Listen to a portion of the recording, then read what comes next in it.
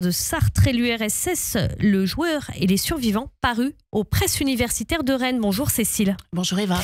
C'est l'histoire d'un idiot utile de la propagande soviétique, Jean-Paul Sartre. Il ignore, il refoule, il met de côté. Point de lien d'équité entre la situation actuelle en France, bien sûr, et celle de l'Union soviétique. D'ailleurs, ce serait complètement absurde. Mais évidemment, il y a des éléments qui résonnent avec ce qui se passe actuellement. L'antisémitisme ignoré ou invisibilisé chez des gens qui disent lutter contre l'extrême droite. Forcément, ça fait écho. Qu'est-ce que cette histoire de Jean-Paul Sartre que vous traitez dans cet ouvrage peut nous apprendre sur la période actuelle?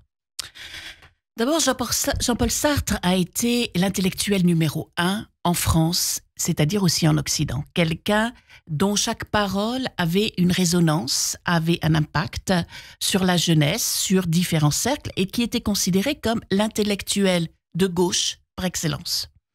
Or, cet intellectuel de gauche par excellence se rend à 11 reprises en Union soviétique, sans parler le russe, sans avoir, je dirais, de connaissances particulières, autres que toute une série de mythologies, d'imaginaires, sur ce qu'il appellera toujours la Russie. Et là, on a par exemple un premier problème qu'on retrouve, je dirais, pas tellement sur la question de l'antisémitisme, sur la question de l'Ukraine. C'est-à-dire que pour lui, l'Union soviétique, c'est la Russie. Et il ignore complètement, ou il fait semblant d'ignorer ce qu'il sait intellectuellement, mais ce dont il ne tient pas compte, que dans l'Union soviétique, il y a la Russie, il y a l'Ukraine, il y a la Géorgie, il y a l'Arménie, il y a 15-16 républiques selon les périodes. Il ignore la dimension impérialiste. Absolument. De la Russie. Et justement, cet homme, cet intellectuel qui se bat contre l'impérialisme américain, qui ne cesse de dénoncer le plan Marshall, par exemple, en disant ce qu'on retrouve chez des politiciens actuels, d'ailleurs de droite comme de gauche, en disant l'impérialisme américain a donné le plan Marshall qui a soi-disant vassalisé l'Europe. Quand il se rend en Union soviétique ou quand il parle de l'Union soviétique, il ne voit absolument pas, sauf vers la fin, sauf quand même, j'irai dans les années, fin des années 60, début des années 70, cet impérialisme qui a fait que, oui, des républiques, des peuples ont été colonisés par la Russie de manière différente, avec une Russie qui dominait les autres peuples.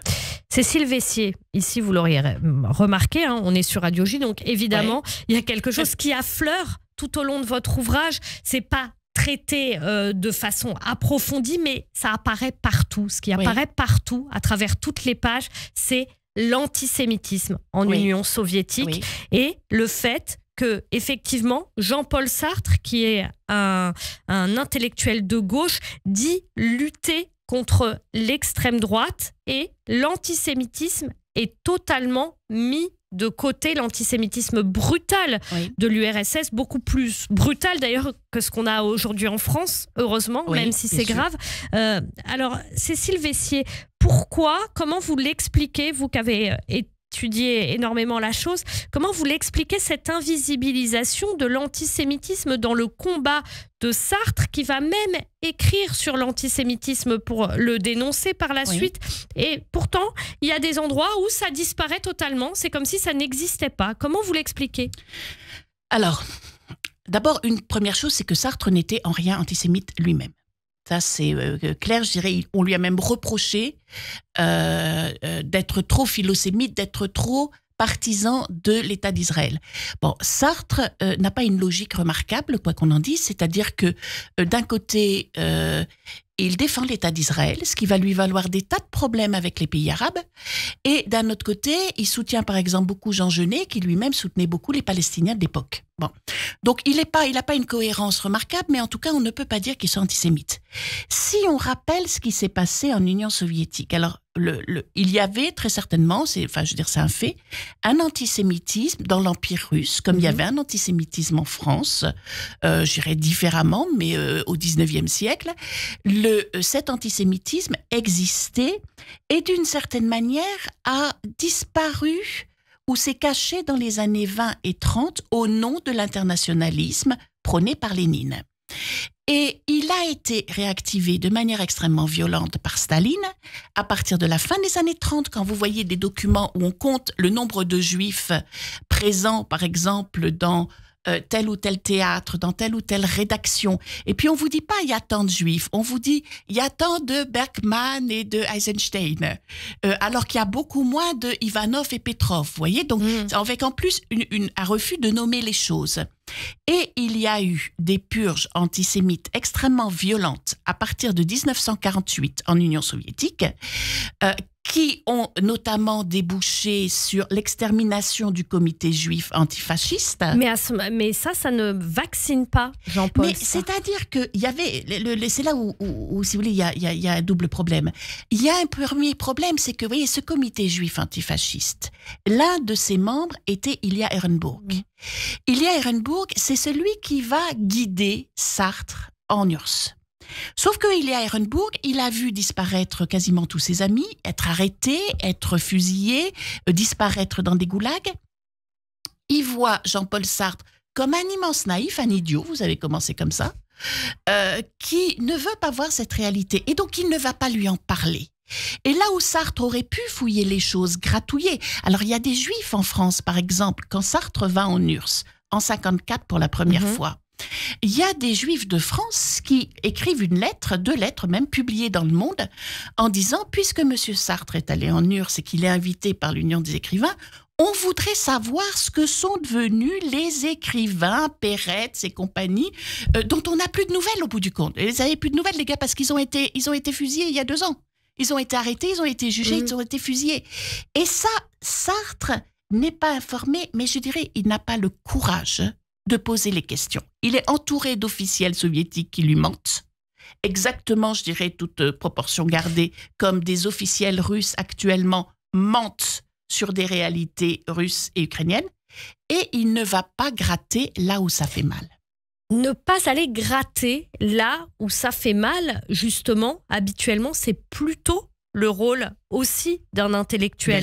C'est-à-dire d'aller chercher le fait que Sartre adoube de cette façon l'Union soviétique, ça a eu quelles conséquences ? Vous l'avez précisé, Sartre, c'est un grand intellectuel de gauche, il est très respecté, très écouté, notamment auprès des jeunes. Quelles conséquences ça a ? Ça a pour conséquence le fait que, effectivement, des millions de personnes ne voient pas le problème de l'antisémitisme, ne voient pas le problème de l'impérialisme en URSS et vont continuer à dénoncer sans cesse les États-Unis. Alors, je cite par exemple dans le livre un écrivain américain, juif, communiste, convaincu, qui va se rendre compte en 1956 que les intellectuels soviétiques qu'il fréquentait lui ont menti. Et quand je dis lui ont menti, c'est pas simplement qu'ils gardaient le silence, c'est-à-dire qu'ils disaient « mais où est mon ami un tel ? Je l'ai vu, il est chez lui en train de préparer une nouvelle publication. » Et il s'est rendu compte en 1956, après la mort de Staline, que cet homme était mort depuis 3 ans ou 4 ans. Et là, cet intellectuel américain a réagi. Sartre n'a pas réagi, Sartre n'a pas dénoncé. Et là, je dirais, il y avait un autre problème qui s'est longtemps posé en Union soviétique. Et encore une fois, Sartre n'était pas antisémite, il était ami plus ou moins d'Ehrenburg avec ce décalage. Il n'avait pas d'antisémitisme en lui, je pense. Mais le moins qu'on puisse dire, peut-être, c'est que l'antisémitisme pouvait ne pas le déranger si ça mettait en cause quelque chose d'intime, d'idéologique, ou peut-être son courage ? Je pense que c'est une histoire de courage. C'est-à-dire, alors là, il se trouve que j'ai vu un certain nombre de lettres privées de Jean-Paul Sartre sur différentes périodes. Et notamment, Sartre, à partir de 1962, a un grand amour en Union soviétique, qui est l'une des raisons pour lesquelles il retourne en Union soviétique. Donc, cette femme qui s'appelle Lena Zonina, qui est une femme intelligente, brillante, qui travaille pour une structure idéologique de l'Union des écrivains. Et à un moment, Sartre va lui écrire en disant telle association, je ne sais plus, de jeunes juifs en France m'écrit, s'adresse à moi en me demandant de prendre position sur l'antisémitisme soviétique, puisque j'y vais souvent. Et il écrit à Zonina, mais le problème, je ne sais pas quoi faire parce que de l'antisémitisme, il y en a chez vous. C'est-à-dire qu'il avait tout vu. Mais je comprends bien aussi que j'aurai des problèmes si je le dénonce. C'est-à-dire qu'il se retrouve dans cette position tout à fait ordinaire des intellectuels occidentaux se rendant en URSS, que s'il commence à dénoncer quelque chose, on ne lui donnera pas de visa. On ne l'invitera plus. Il ne reverra plus son grand amour. Et il choisit de se taire.